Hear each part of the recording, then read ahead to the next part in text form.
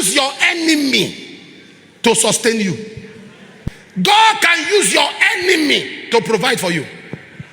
In Acts chapter 28 from verse 1, the Bible said when they escaped, they discovered that the island was called Melita. Verse 2, and the barbarous people showed kindness. The barbarous people that hate others, people that don't like others, God will use them. My God. Okay, Shotapa, are you aware?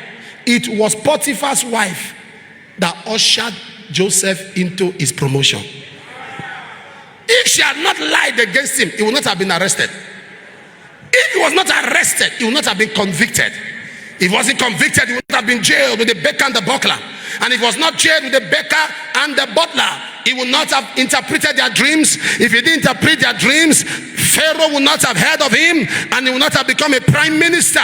So what the enemies think for evil, God makes it for good.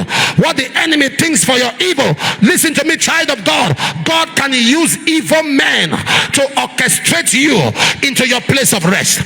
God can use evil men to orchestrate you into your place of promotion.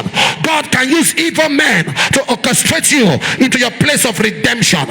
Are you aware? If not that statue that Nebuchadnezzar set up, he said no one will serve any other God except the image that he has set up. The Bible says Shadrach, Meshach and Abednego, they said we will not bow down to the graven image. Because they didn't bow down, they threw them into the fire. When the fire didn't consume them, they brought them out and promoted them. Sometime when the enemy throws arrows at you, when the enemy fires troubles at you, it's because God is working something in your favor. God is working something for you.